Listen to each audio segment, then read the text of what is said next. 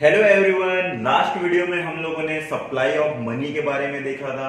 आज हम लोग ये देखना चाहते हैं कि वो जो सप्लाई ऑफ मनी था ना, तो उसको मेजर कैसे करना है। सप्लाई ऑफ मनी का मतलब ये था कि एक पर्टिकुलर पॉइंट ऑफ टाइम पे एक देश के अंदर वहां के लोगों के पास कितना पैसा है उसको मेजर कैसे करना है। ओके जी।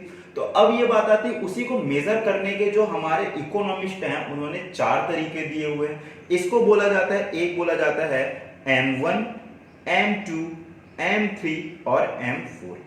M1 जो होता है वो उसको हम लोग नैरो मनी भी बोलते हैं और M4 जो होता है उसको broad money. Narrow money M1 को इसलिए बोलते हैं इसमें क्योंकि M1 में सबसे कम चीजें आती है और ये सबसे लिक्विड होती है। लिक्विड का मतलब अगर कहीं आज के डेट में अगर कहीं आज ही पैसा मांगो तो वो आपके पास मिल जाएगा। लेकिन ब्रॉड मनी जो होती है M4 ये लिस्ट लिक्विड होती है क्योंकि इसमें कुछ ऐसे ऐसे चीजें होते हैं जो अगर कहीं आप तुरंत में पैसा चाहो तो तुरंत में आपको पैसा नहीं मिलेगा। जैसे कि M1 में आपके पास डिमांड डिपॉजिट आता है। जैसे कि अगर कहीं आपके अकाउंट में सेविंग अकाउंट में 10,000 रुपए हैं, बैंक के पास जाओगे तो क्या वो 10,000 रुपए दे देगा? हाँ भाई दे देगा, बिल्कुल दे देगा। इसलिए हम लोग इसको मोस्ट लिक्विड बोलते हैं। अगर कहीं आपने 10,000 रुपए की FD करा के रखी हुई है 5 साल के लिए और 1 साल के बाद आ रहे हैं आप बैंक के पास, तो बैंक वाला क्या आपको तुरंत दे देगा? क्या नहीं देगा। वो बोलेगा कि भाई आपने 5 साल के लिए रखा हुआ तो 5 साल के बाद आना। अगर कहीं देगा तो भी आपको पेनल्टी लगा कर देगा। तो इस तरीके से कंसेप्ट होता है हमारा। जो M1 होता है इसमें हम लोग मोस्ट लिक्विड चीजों को लेते हैं और जो M4 होता है ये हम लोग लिस्ट लिक्विड। देखिए एक बार फिर से मैं ब्रीफ कर दे रहा हूं कि क्या पढ़ रहे हैं। हम लोगों ने लास्ट वीडियो में सप्लाई ऑफ मनी देखा था जिसमें हम लोग ये देख रहे थे कि एक पर्टिकुलर पॉइंट ऑफ टाइम पे, जैसे कि आज मैं निकालना चाहता हूं कि भारत के अंदर कितना पैसा है, तो भारत में जो लोगों के पास कितना पैसा है उसको निकालो। तो उसके लिए कुछ ना कुछ चीजों को तो कैलकुलेट करना ही होगा ना। तो वो निकालने के लिए चार मेथड है जिसमें आता है M1, M2, M3 और M4। M1 मोस्ट लिक्विड होता है जिसको नैरो मनी भी बोलते हैं। M4 लिस्ट लिक्विड होता है, सबसे कम लिक्विड होता है, इसको हम लोग ब्रॉड मनी भी बोलते हैं। अब M1 के हिसाब से अगर कहीं सप्लाई ऑफ मनी को देखना है या फिर पैसे को मेजर करना है कि क्या क्या चीजें आएंगी, तो M1 का जो फॉर्मूला होता है वो होता है C plus DD plus OD। That means M1 में आप अपने देश में करेंसी जोड़ लीजिए, डिमांड डिपॉजिट जोड़ लीजिए और अदर डिपॉजिट जोड़ लीजिए। करेंसी का क्या मतलब हुआ? दैट मीन्स भारत के लोग अपने जेब में कितने करेंसी, दैट मीन्स नोट रखते हैं और कॉइन रखते हैं, उनको जोड़ लीजिए। साथ ही साथ में भारत देश के लोगों के अंदर उन्होंने अपने बैंक अकाउंट में that means as a demand deposit कितना पैसा रखा हुआ है with the commercial bank. Bharat के लोगों ने कमर्शियल बैंक के अंदर एज अ डिमांड डिपॉजिट कितना पैसा रखा हुआ है उसको ले लीजिए। इसके बाद फिर आती है हमारी अदर डिपॉजिट। एक और बात, डिमांड डिपॉजिट में कौन कौन सी चीज आ जाएंगी? डिमांड डिपॉजिट में आ जाता है आपका वो पैसा जो आपने सेविंग बैंक अकाउंट के अंदर रखा हुआ है और दूसरा वो पैसा जो आपका करंट अकाउंट के अंदर रखा हुआ है।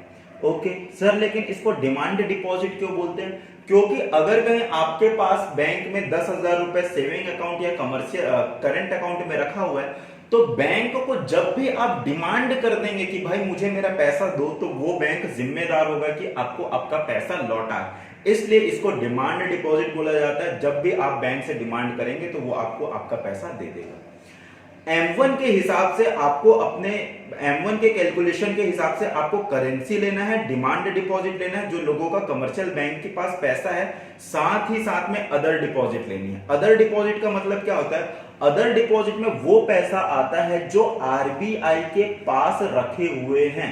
RBI के पास कौन लोगों ने पैसे रखे हुए हैं? 3 तरह के लोगों ने अपना डिमांड डिपॉजिट रखा हुआ है। एक होता है पब्लिक फाइनेंशियल इंस्टीट्यूशन, दूसरा जो होता है हम लोगों का इंटरनेशनल फाइनेंशियल इंस्टीट्यूशन और तीसरा होता है अदर गवर्नमेंट, अदर कंट्री के गवर्नमेंट ने।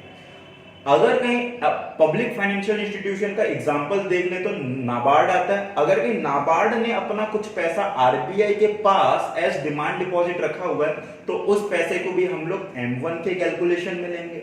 अगर कहीं इंटरनेशनल फाइनेंशियल इंस्टीट्यूशन जैसे कि वर्ल्ड बैंक या इंटरनेशनल मॉनेटरी फंड ने अपना कुछ डिमांड डिपॉजिट आरबीआई के पास रखा हुआ है तो उसको ले लेंगे, और किसी और कंट्री के गवर्नमेंट ने आरबीआई के पास अपना पैसा रखा हुआ है तो उसको ले लेंगे एज डिमांड डिपॉजिट। तो अदर डिपॉजिट में क्या क्या आ जाएगा, demand deposit with RBI, RBI के पास डिमांड डिपॉजिट रखा हुआ है, किसने रखा हुआ है, public financial institution. Demand deposit with RBI of the foreign country के सेंट्रल बैंक या तो फिर फॉरेन गवर्नमेंट ने, और demand deposit of the international financial institution जैसे कि आईएमएफ और वर्ल्ड बैंक ने आरबीआई के पास पैसा रखा हुआ है। तो अदर डिपॉजिट में कौन आ जाएगा, आरबीआई के पास दूसरों का पैसा, public financial institution, international financial institution और हमारे वर्ल्ड फॉरेन के सेंट्रल बैंक या तो फिर फॉरेन गवर्नमेंट। ओके, अब ये जो अदर डिपॉजिट आता है ना, अदर डिपॉजिट में उन पैसे को नहीं लेना है जो इंडियन गवर्नमेंट ने आरबीआई के पास रखी हुई है। इन्होंने क्या बोला, deposit of the government of country with RBI. अगर कहीं इंडियन गवर्नमेंट ने आरबीआई के पास कोई भी पैसा रखा हुआ है, चाहे डिमांड डिपॉजिट रखा हुआ है, चाहे टाइम डिपॉजिट रखा हुआ है, चाहे जिस मर्जी में रखा हुआ है, उसको भी हम लोग क्या बोलेंगे, उसको भी हम लोग नहीं लेंगे। ओके जी, इसके बाद फिर और आता है क्या, अगर कहीं बैंकों ने अपना कुछ पैसा आरबीआई के पास रखा हुआ है तो उसको भी हम लोग नहीं लेंगे। तो M1 के हिसाब से अगर कहीं मनी सप्लाई को आप लोगों को मेजर करना है तो उसमें आप करेंसी ले लो जो लोगों के पास नोट्स एंड कॉइन्स हैं। दूसरा डिमांड डिपॉजिट, लोगों का पैसा बैंक के अंदर सेविंग अकाउंट डिमांड डिपॉजिट में वो ले लो, और आरबीआई के पास अगर कहीं public financial institution, international financial institution और अदर बैंक ने रखा हुआ है तो उसको ले ले। ओके सर, अब इसके बाद फिर थोड़ा सा कम लिक्विड जो आता है वो आता है हम लोगों का M2।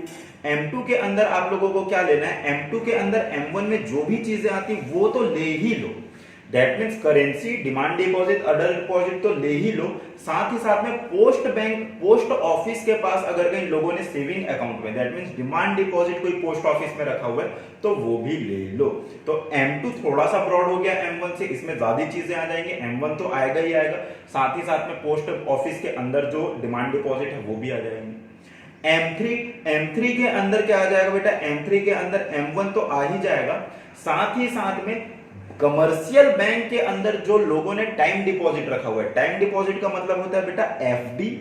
एफडी को टाइम डिपॉजिट क्यों बोलते हैं, क्योंकि जो पैसा आपने एफडी में लगाया हुआ है उसकी टाइम लिमिट होती है। अगर आपने 1 साल के लिए लगाया हुआ है तो 1 साल से पहले वो आपको पैसे नहीं देंगे, 5 साल के लिए लगाया हुआ है तो 5 साल से पहले आपको पैसे नहीं देंगे, इसलिए इसको टाइम डिपॉजिट बोला जाता है। तो M3 के हिसाब से मनी को मेजर करना है तो M1 को तो लेना ही लेना है, और time deposit with commercial bank इसको भी लेना है।